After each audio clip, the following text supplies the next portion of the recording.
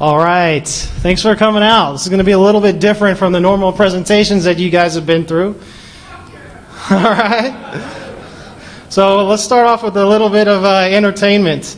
Last week we had one of our guys come down from the New York office to really kind of put together a video that sums up why I think this is fun. All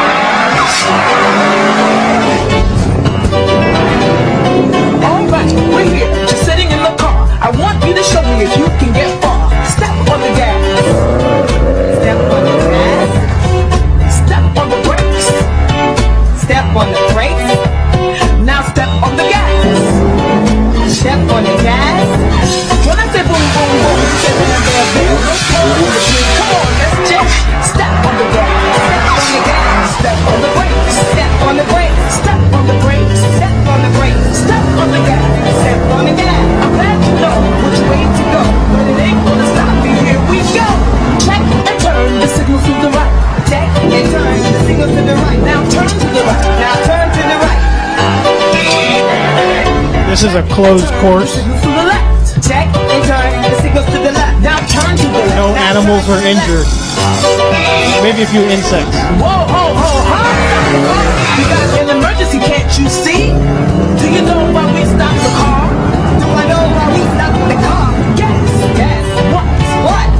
Do you know why we stopped the car? Do I know why we stopped the car? Yes, yes, what? I forgot to close the door. You forgot to close the door. All right. That was Parappa the Rapper from the PlayStation. My name's Aaron Higbee. This is my email address. This is my company's blog. Who am I? I really got into this. I'm not a car guy. I'm a security guy. This is more of a hobby. And I wasn't really into cars until I got this Subaru. And what was interesting to me is how much of this car was controlled by the ECU. Everything from putting down the throttle pedal. There's no more throttle cable anymore. That is just electrical signals that turn a servo motor. The torque distribution from the front and the rear, that's also controlled by the ECU. The firing of the cylinders, the deploying of the airbags, all of that is tied up in the computer. And that what was interesting to me as far as what sort of potential do I have with this car? How can I get into that ECU? How can I interface with it and maybe make it do something cool? I'd like to thank my company, Intrepidus. This has nothing to do with what we do at all. They footed the bill to send me out here to give this presentation. So thanks, guys. So what this talk is not about. Right now, as far as what people are into when it goes to cars is fuel mileage, hybrids. This isn't the talk for you. We're about using as much fuel and as much air as possible to make these cars go fast. We're not going to be playing World of Warcraft in the car, and we're not going to be doing war driving. So what this talk is about is owning the car to make it faster. So we're going to look at tools for ECU programming. We're going to look at this, the roles the different sensors in your car plays as far as monitoring what's going on in your engine. We're going to briefly get into performance tuning. There's tons of information about that. We won't be able to cover everything there. We're going to talk about the role octane plays. We're going to talk about what's a dyno, how that's an expensive tool for tuning, and how we can simulate the dyno on the road. We're going to talk about the process of analyzing logs that you get from your ECU, making changes, and then other things that you have to help build more power. Fuel, octane, ignition timing, and removing pesky emissions equipment.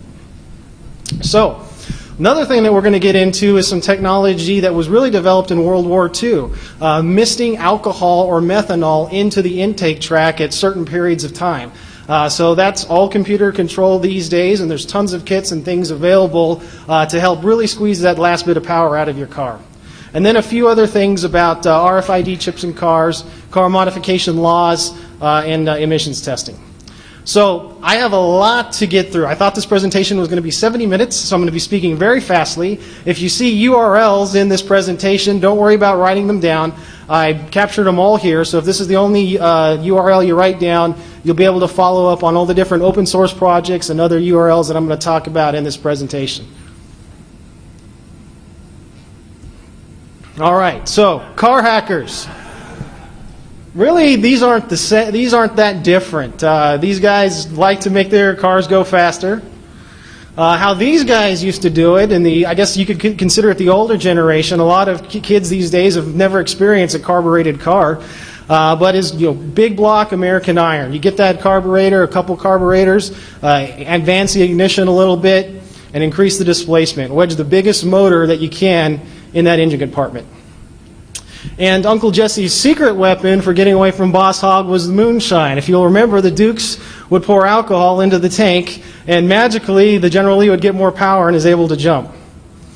Today's car hackers, we do things a little bit differently.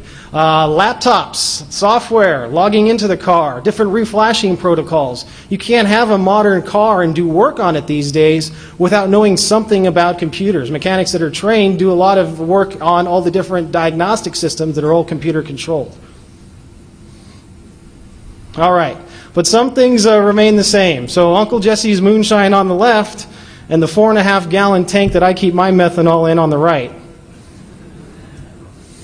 The only difference is theirs went in the tank, and mine is controlled by a microprocessor that reads different sensors in from the car and will miss specific amounts of methanol or alcohol depending on different parameters that are programmed in. What's the biggest jump you've done? Maybe that high. I don't know. Okay, so the old adage in hot rodding is there's no replacement for displacement. So the bigger motor that you can get in, the more torque that you can get, the more power you can get. But what we're seeing more of a trend in is smaller displacement motors that are computer controlled, that have really extensive and detailed equipment as far as opening cam valves and things, and that's all computer controlled. So here we got a big block, 7.4 liters, and here we have a tiny engine, basically a 2.5 liters. So there is actually a replacement for displacement, and that's the turbocharger. A lot of cars these days have turbochargers. On the right we have a small turbocharger that will come with most cars. And then as you get more into this hobby, you basically start buying turbochargers the size of a Chihuahua, and then you work your way up to a turbocharger the size of a Collie. But unfortunately, you just can't buy parts these days, slap them in a car, and expect to get the most performance out of that. A lot of people think you can, and you probably see a lot of these types of cars that have every part imaginable tied to it. But really, to get the power out of the parts people are adding, you have to tell the ECU about it. If you're putting in a larger turbocharger, you're going to be creating more air, and your ECU only has so many parameters that it can use to cope with that. So that has to be reprogrammed in order to not blow up your motor. So let's look at some of the methods that people have at their disposal now for changing the way that they control these sensors. One is a complete replacement of the ECU. You rip it out, you plug in a standalone unit that you program with your laptop, you set all the parameters yourself. They're quite costly. The downside is there's no ODB2 plug, and we're going to take a look at what an ODB2 plug is later. You are not going to pass emissions because you're not going to have any access to any check engine information. What's that? It just doesn't. Usually they're meant for off-road applications, racing applications, and they can do some things that a normal ECU can't. For instance, they can just spit out mass fuel and cause an explosion at every interval to make the turbocharge spooled all the time. That's how the rally cars always kind of sound like a jet engine, because they're using an aftermarket ECU that keeps that turbo spooled.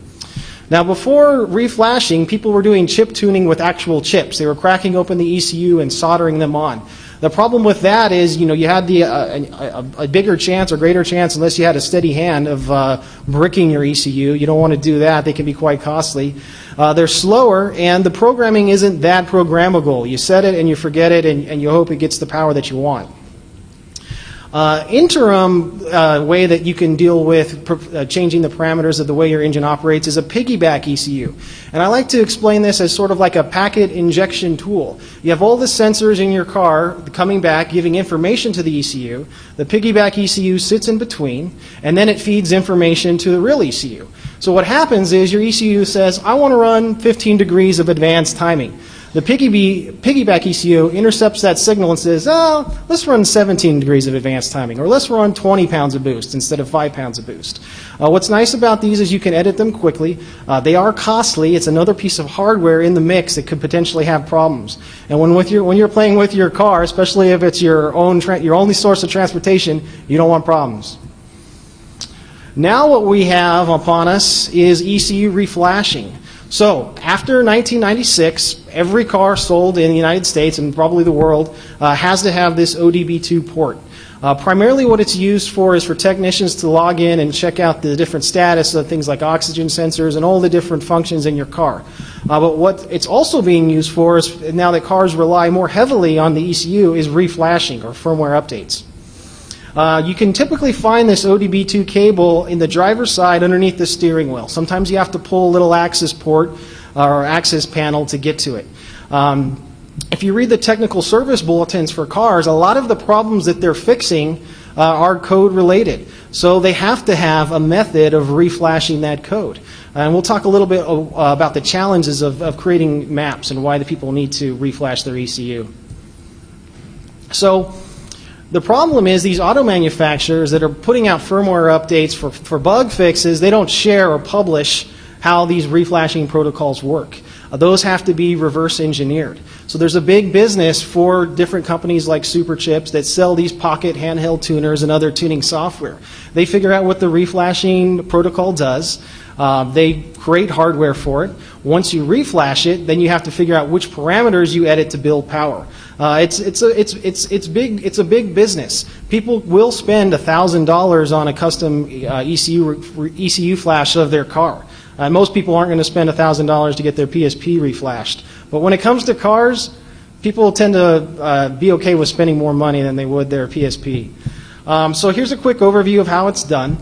Someone cracks this reflashing protocol. We don't know how it's done. They might be using oscilloscopes to figure out the reflashing protocol. They might have a buddy that works at the dealership that lets them take home or spend some time on it. But somehow these different companies figure out the reflashing protocols to start building their software. The next thing you got to do is download that code. So now that you've downloaded the code for your ECU, it's just data, it's bytes, and you don't really know what these parameters do. It's all Greek to you. Changing this could make the car go faster, or it could make the airbag deploy when you honk the horn. So it really is flying blind, and it takes quite a bit of time and engineering to figure out and map all the different parameters in the ECU. You don't want to brick your car's ECU, as I mentioned. So because ECU hacking is not easy, there's a lot of R&D that's involved, expensive equipment. The companies that are putting out these products are investing in anti-piracy. They don't want people changing this code or reflashing other cars with their tools. Some of them use hardware tokens. Some of them are using lawyers. All right, so some more on the commercial ECU reflashing. So the way it was done in the past is you'd have a company like ECU Tech that put together all of the R&D engineers to figure out how this works. They would license this software to a tuner. You take your car to that tuner who reflashes your car with the parameters. The upside of that is it's a great product. You know it's been flashed on thousands of cars. You're trusting your vehicle in the hands of someone who's probably got a lot more experience than you do, and chances are it's going to be a good experience. Now the industry is moving to more do-it-yourself applications, so we're going to look at how they're allowing people to do reflashing on their own, and then we're going to look at open source projects that are giving you complete control over it. So a portable tuner is exactly that. Cooter from the Dukes of Hazzard could definitely operate one of these. And there's no laptop required. You plug it in, you usually pick your power level, it downloads the ECU code, it usually maintains a backup of it. It has some sort of security to it, so you just can't start reflashing every make and model of the same car. And then it allows you to upload a new code. Usually this is done in stages. They might have something for a bigger flowing exhaust. They might have one for an exhaust and intake update. So they're pretty locked in into what you can do. And they always err on the margin of safety. Obviously they don't want to be handing out code that's going to blow up your car. Now we have laptop-based tuners that a lot of them, or the ones that are on the market now, at least the commercial ones, they're actually shipping USB security keys, again, to tie it so that laptop can only be used to reflash your car. But what's been interesting in the past couple of years is there's been a lot of attention to open source applications. OpenECURoms.org is a collection of ECUs where all of these guys sit around, they're hobbyists, and they figure out this is the air fuel table, this is the ignition table, this is the boost table. And they try it on their own, and they let you know if it works or not. And if you trust these guys, you might want to try it on your car. I always go in baby steps here, try a little tweak here, see how things work, and you end up gaining a little bit more comfort with these tools. These are big projects. Another one we're going to look at is Ingenuity.org. That's a specific open source tool for editing ECU maps. And then OpenECU.org. So, what can you do with complete control over your ECU? Well, you can dump a lot of fuel and create awesome backfires that shoot out your car 5 feet. Or you can blow some holes in your piston. So, this is what a piston is supposed to look like. And this is what a piston might look like if you type 99 instead of 9. So that's something that to think about when you're yielding this much power over your car. This is what a connecting rod on the left is supposed to look like. And this is what a connecting rod looks like after a cylinder decided to fire on its own because of some poor tuning or other conditions. So these are things that I keep in my mind when I hit send or commit changes. So what we're looking at here is a dyno chart of a 2006 Corvette, big American muscle, 6-liter V8. And car manufacturers, they measure horsepower to the flywheel. You lose horsepower once it's sent through the clutch, through the drivetrain, through the differential out to the axles into the wheels. That's drivetrain loss. And on a rear-wheel drive car, you have about a 23% drivetrain loss. So a stock Corvette puts down roughly 320 wheel horsepower and 330 foot-pounds of torque. The magazine's rated as a 400 horsepower car. So this is what a dyno is if you haven't seen one. It's a pretty intense experience. That's me in the passenger seat sitting on the laptop. They strap your car in and they put you in a low gear and you mash the pedal and it logs all the different data. This data is what you use to figure out if the changes that you're making is making power or not. So here's my little 2.5 liter. Its stock dyno numbers were 238 wheel horsepower and 242 foot-pounds of torque. Brochure says 300 horsepower, 25% drivetrain loss because it's all-wheel drive. And this is what ECU tuning does. 400 foot-pounds of torque and 397 horsepower, plus a couple little parts to get the boost going, and we'll look at some of those later. So with the drivetrain loss, that's 500 horsepower. And I bet 500 horsepower would feel really good if I didn't live in Northern Virginia where it's completely congested. All right, so let's get into making power, how it's done. We're going to do a quick introduction here. We're going to talk about the basics of it. It's a huge topic of much internet debate. If you think security guys and security forums have egos and argue online, then you haven't been on car forums. It easily trumps the security community. So, electronic fuel injection. We're going to look at the protocols. We're going to look at the different sensors involved. We're going to talk about fuel, spark, air, boost, and getting that data. These are the important sensors that make all that work, that's supplying ECU, data to the ECU to make decisions. Oxygen sensors, mass airflow sensors, absolute pressure, how much boost do we have, other things that are important, and we need to know how much, what the temperature's like. All right, so fuel. Your ECU has to cope with different grades of fuel and different qualities of fuel all over the United States or where you live. Japan, Europe, they all get different types of fuel. Even here in the United States, out here on the West Coast in California, the best octane quality they can get is 91. This is horrible. It's not good for dealing with high boost performance applications. Other parts of the United States, they can get 93 octane, and some can even get 94. So, The way this works is, or the different sensors, is based on the information that it gets from these sensors. The car figures out how much injector duty cycles, how much fuel do I need to spray into these cylinders to maintain the air-fuel ratio that's in the tables in my programming. So a perfectly mixed batch, a perfect explosion of air, or mixture of air to fuel is about 14.7 parts of air to 1 part fuel, according to the textbooks. So this is called Stoich, or Lambda for the people that aren't from the U.S. I apologize for the metric system right now. If you read any of the text, most engines make the best power between 12.2 and 12.8 to 1 air-fuel ratio. Now if I go up a couple slides, it's actually a little bit ahead. We're going to look at, here we go. This is what a fuel map will look like in your car. Once you download the code and you can interpret it, it's going to tell you at these RPM ranges, at this load, we're going to try to run 14.7 pounds or 14.7 air fuel ratio.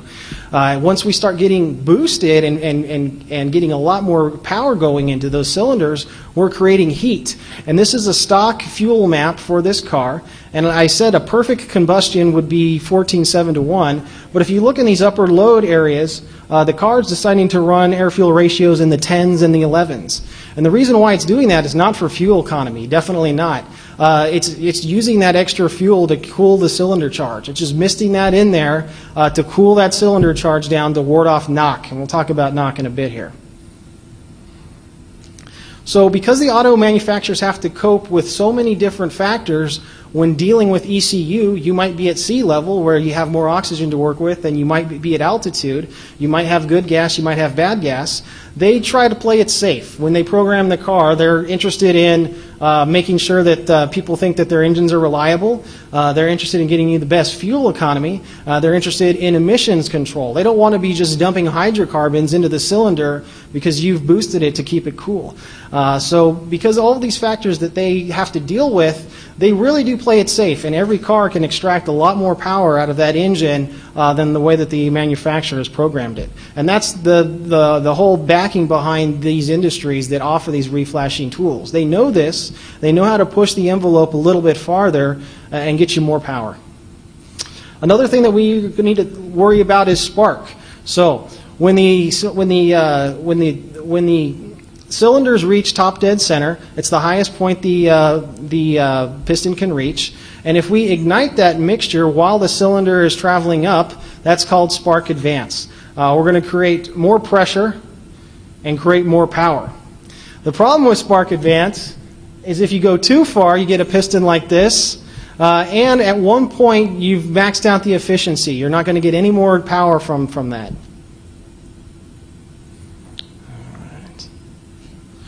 Air. So we have different sensors in our car that are measuring air, and the way that these work are pretty interesting. One is a pressure sensor to figure out how much pressure is in the intake, and one of them is a little diode that tries to keep a specific temperature.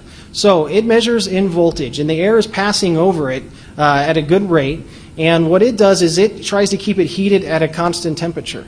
And in order for the car to figure out how much air is coming into the engine, it's based on the amount of voltage that's necessary to keep that element at a certain temperature. So that's how your car knows how much air it's ingesting. And that's one of the ways that we can get more power, by lying to the ECU about how much air is really coming in.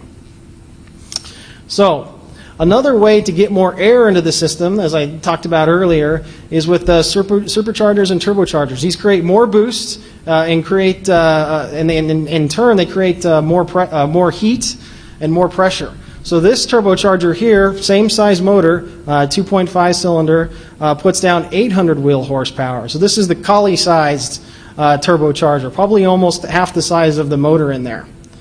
But if it was that easy just to keep on buying a bigger turbocharger, everyone would do that. The problem with that is with the more boost you create, the more problems you have.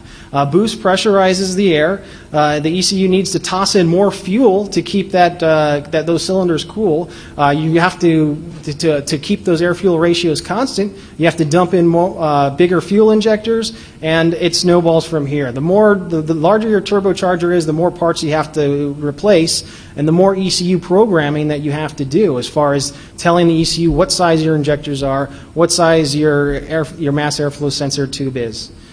And it's also, you have to be a lot more vigilant as far as you're creating so much heat and pressure in this motor that maintenance becomes an issue. You really have to keep on top of it. So, knock. Let's figure out keeping away this knock. So knock occurs, you might have heard it referred to as pinging, detonation, pre-ignition, when that charge lights on its own without the spark plug going off. And this will happen if there's too much pressure and too much heat created in that cylinder. It will just ignite without the cylinder going off.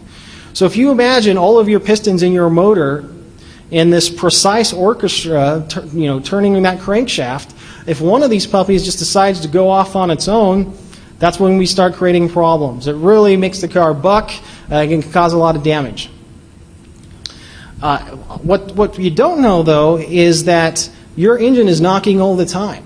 Your computer has your engine block has a little sensor on it that listens for this. It's kind of like putting your ear up to the engine block. And your ECU has different maps that are here to cope with that. So if it's experiencing knock, maybe you got a bad tank of fuel, it will switch into a high detonation map. It'll pull away some ignition to bring things safe into a safety margin, and it might add more fuel to cool those cylinders down. Okay. So, downloading and reflashing. I mentioned before that every car now after 1996 has an ODB2 interface to it. This is the type of interface that we have here. It's a USB to an ODB2. These are the different protocols that it can speak. Other manufacturers might have different protocols, but these are the main ones, and this cable will be able to interface with just about any car and get this type of data off of it. Anyone in here own a Mitsubishi? All right. That guy, Rohit, can you give this guy one of these kits? All right. So this hardware costs about $100 a pop. The guys over at tactricks.com donated some of these for me to give away. So I'll be maybe asking some questions later and throwing some of these out. But in a nutshell, what this is a USB device that allows you to interface your PC to the ECU in your car. It speaks the different protocols. Right now, these ones are focused more on the Denso ECUs. So that's Mitsubishi and Subaru. But this guy is about to release ones for all the Chrysler products, all the Mazda products, all the Nissans, the Minis, and the BMWs.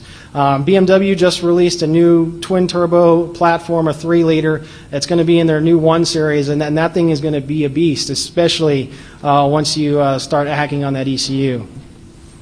So when you plug this in, it works in Windows, Linux, OS X. It's recognized as a serial port. It's basically got built into it a USB to serial adapter. It creates a COM port, and then it allows you to run the different reflashing software. So this is a ECU Flash from openecu.org, free open source project. It just so happens that this one is geared to the Subaru and Mitsubishi guys, but that doesn't mean that people can't put in the effort to remap the ECU for other manufacturers. So these guys have, over the past year and a half, completely mapped out on their own all the different parameters in the car ECU, and especially the ones that have to deal with creating power. So the way the process works is you plug that cable in. Sometimes there's a jumper underneath your dash that you have to plug in. So when you go home and check out your car, look underneath. You're going to find that ODB2 port, and you might see something that looks like a connector that's just sitting there unplugged. And you might think, oh, this is something that I hit with my foot. I need to plug it in. Usually what that is a jumper that tells the ECU we're now in reflashing mode. And if you're curious, it's not going to hurt anything at all to plug that jumper in.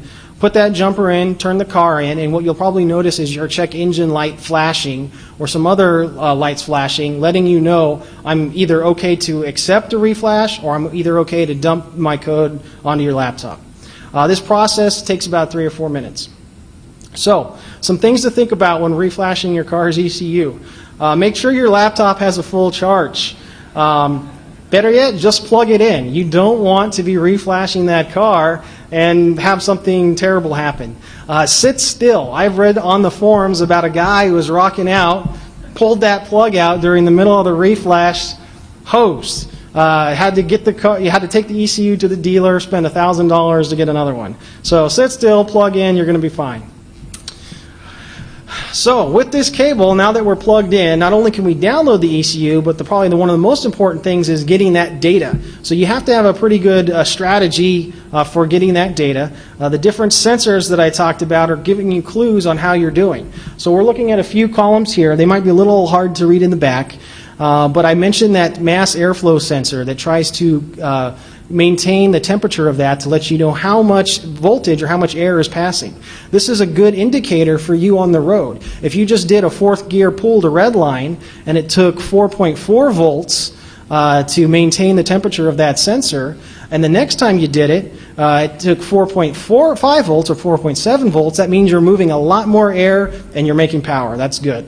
The other things that we want to look at in a data log is that knock sensor. It's going to tell you when you had a detonation event. Sometimes you'll feel it. You'll feel the entire car buck. That's when you're like, oh, crap. Or sometimes it'll be completely silent and you won't know, and the only thing that you'll have to realize that you've had a detonation event is by looking at the log. When that happens, you know that you need to back off the timing, add more fuel, decrease the boost, something to cope with that. So, not everyone has a dyno or a dyno nearby, but you can create your own dyno or get that data in a different way. So what I'm going to show here is the concept of road tuning. It's basically finding a long straight road because what you want to do is take your car from a low RPM. You have the laptop plugged in. Maybe you have someone with you to operate the computer while driving. You get ready, you press log, you smash the pedal, you take it all the way to red line, and at the higher gear you do it in, the longer it takes, the more data points that you have to work with, to tweak those air fuel maps, the ignition maps, and so on. So let's check out this process. In the first video, we did 4th gear to red line, and that took us to about 100 miles per hour. I apologize to my cameraman. But this next one, we're going to do 5th gear pull to red line. And the gearing on this car means at the end it's going to be going roughly 140 miles an hour.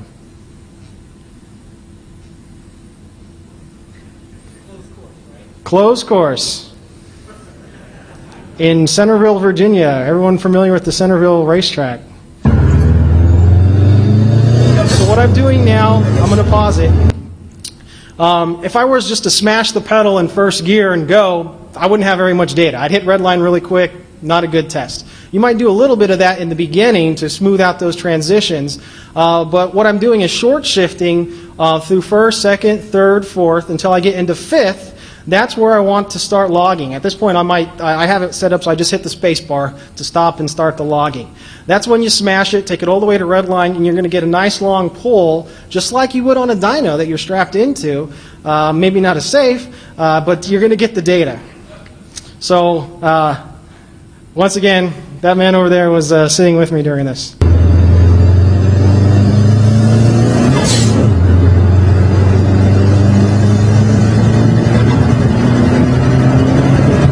Telephone poles start coming quicker.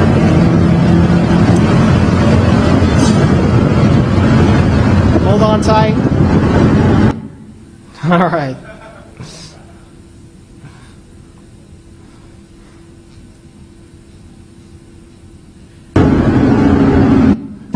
Wait, I want to show you something. It's a little hard to see, but in the distance,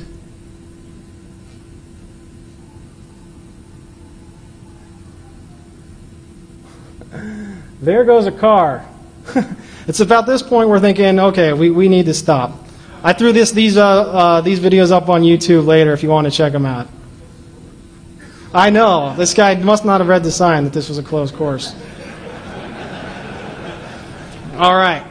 So if you're going to be doing a lot of this road dyno activity, start in the lower gears until you figure out that you have the brakes to bring you to a complete stop, and then work your way up to the higher gears. You may want to purchase an intrusion detection system for your car. This is the Valentine 1 front and rear laser radar detector. Okay. So this project is so awesome. The guys here have put in so much time figuring out all of the different parameters in the ECU flashing. How am I doing on time? All right. This will do the data logging as well as the ROM editing that code.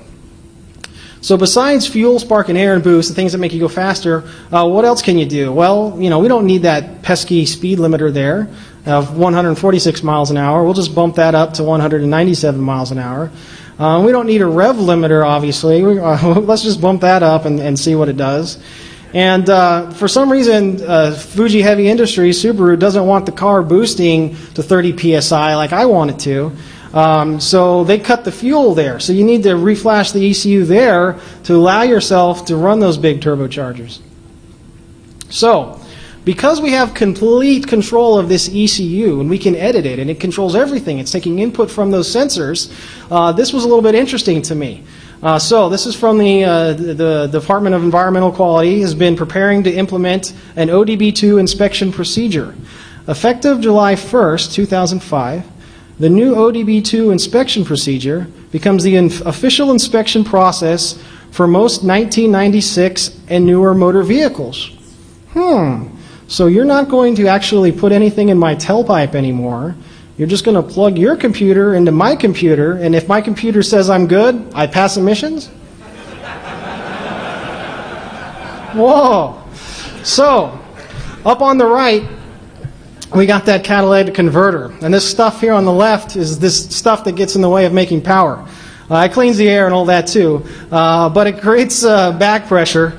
And if we're trying to go fast, it just gets in the way. So a lot of companies sell these test pipes, these straight-through connectors that are void of cats. And these are for off-road use only, like that closed course we were testing on. And the way that it was done as far as tricking these sensors before was microprocessors soldering these O2 simulators, these different heater simulators in order to run without a catalytic converter. I'm sorry if you're a friend of the environment. I recycle, I promise you. With ECU editing, it's a two-click effort. Rear oxygen sensor circuit high, trouble code, disable. Catalytic system below efficiency below threshold, disable. So, does this work? You go on any car forum now and you're going to see guys like this posting information. Dude, I totally passed with no cats, dumping exhaust with a cutout right in there. I couldn't believe it. So, that's something else we can do with complete control of our ECU. So, dealing with knock. Remember this? We don't want that. So there's other tricks that we can use to cope with knock. We get rid of that. One is octane. So increasing the octane will allow us to run a higher compression ratio. Adding boost increases that and will get us more power. The higher the octane in the fuel, the less prone it is to detonation. That's why, back in the 70s, leaded fuel was great. It's not so good as far as for the environment or catalytic converters. You can't run leaded fuel, but it does have a higher octane, 118 points of octane for a common race fuel. That's why you just can't put race fuel in your car and expect your O2 sensors and your catalytic converters to survive. So if you start reflashing to increase this pressure to get more power, most of the time if you're looking at the product manual, it's going to tell you you have to put premium fuel in your car. If you buy a supercharged or turbocharged car these days, you also have to put premium fuel.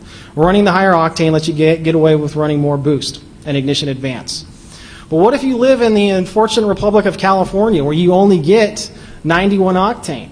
These guys have figured it out. They went back to the World War II textbooks and found a technique that fighter planes were using, which was misting water or a combination of water and alcohol at certain engine loads to keep these motors alive, especially for taking off, anything that put it under load.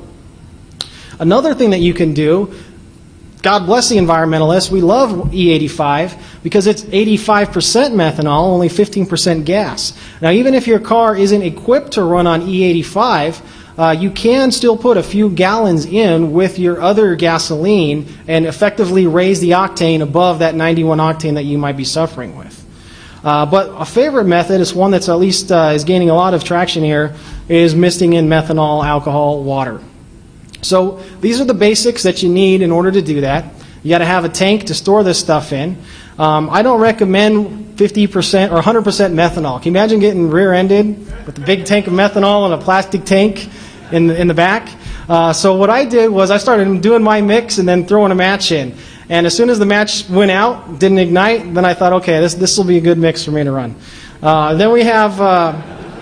and I wonder why my wife will not ride in the car with me, ever, or be seen in my car. We got the pump here. We have a relay. That relay is connected to a microcontroller that reads the sensors from the ECU and knows exactly when to turn that misting on. So the results are pretty awesome. For a relatively low buck install, you can get into some of these methanol injection kits for $300 or $400. Here's a car on 93 octane.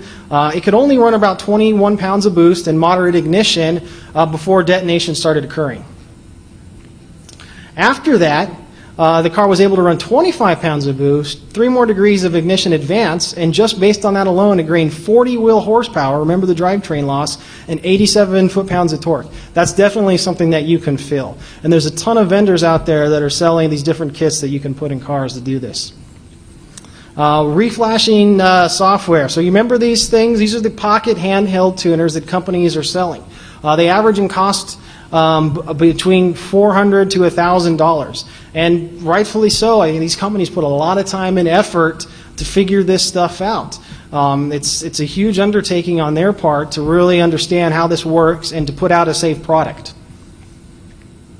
But now that we have open source tools that can download that code that was supposed to only be married to that, it turns out we're not the only ones in this room that are thinking and worried about that. In fact, this is one of the first posts to the OpenECU forums. This is David from Ecutech, a lawyer. Ecutech, if you are concerned that you might have infringed our copyright or other intellectual property rights, or that you might do so in the future, we would be happy to discuss ways that a reasonable and amicable solution might be found. So if you even think about doing something bad, you should discuss this. And that was kind of a blow to these guys who started this project, who really wanted to figure this out. This letter was posted to the forums and then it was sent via private message to nearly all the forum founders. But basically what happened is this project, OpenECU.org, told them go scratch, released it, collaborated together. This was before the hardware even existed, and was able to put out an awesome product.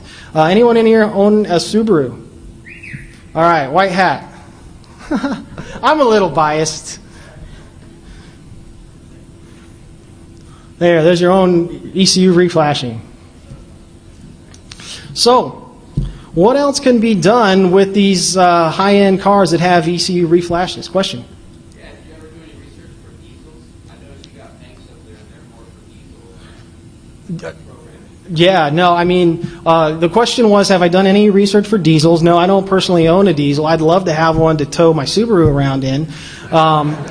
But these guys make awesome power with their products. I think they're probably one of the most far advanced as far as their research goes into remapping the ECU, upping the boost. And diesels and these diesel trucks, they take kindly to this sort of hacking because they have turbochargers. Cars that are turbocharged or supercharged, you can usually get a lot more power with the ECU hacks out of them. All right, so a lot of cars these days have RFID chips in them as far as the keys go. You put the key in the ignition. Before you do it, it's got to send it to, I don't know, the ECU to figure out whether or not it's going to allow you to start this car. It's a problem. If you lose your keys, you can find out it's pretty expensive to upgrade. Lexus, for instance, is going to charge you $1,000 if you lose your keys. I don't know if they're reflashing the ECU or if they're just putting a new one in and rekeying your car, but this is how a lot of these really high-end Mercedes are stolen that have these RFID chips. What they do is they get a key pair and they have the code that matches that. Open up the car and they break the console like they break the steering column just like a normal jack, I guess, and they reflash the ECU with code that matches their key, and they're able to start the car and go. Another thing that's kind of been interesting that I've been keeping my eye on is the vehicle event data that's being recorded. So for safety reasons, cars are basically recording at any given time how fast you're going, especially in the event of an airbag deployment.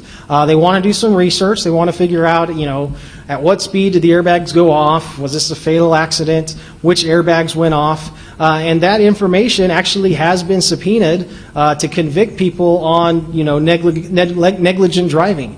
So your car is supposed to only record, I think it's like 8 seconds of this data, but I mean, come on, what computer now or chip now has less than 8K or 16K? Of course these things can record a lot more data than that. Another thing that's interesting, when I was writing this presentation, it was about OnStar collecting data about collisions. And what I was reading now is that in Chicago, they're beginning to trial a program where if you participate by giving your insurance company information on your driving habits, where you go and how fast you go, that you might get a break in your rates. So wouldn't it be nice to be in control of that data as well? All right. So some final thoughts here. I love the environment. I do what I can. I understand fuel economy is important. I understand that for a lot of people, driving point A to point B and commuting that's all they do. Their car isn't fun to them. But what I ask everyone is to remember us who actually like driving our cars. This isn't my main car. I do have a more responsible commuter. And that remember that the ECU is going to play a big role in getting these fuel economy stats that the legislation might require. So it's easy to get 40 or more miles to the gallon if the ECU doesn't let you put the pedal down all the way.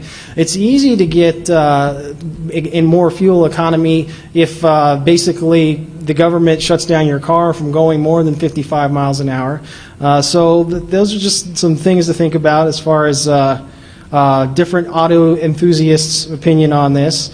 I don't drive around without catalytic converters. I tried it once. It smelled bad. I went back to cats. So that's it. Thanks for the greets. Question?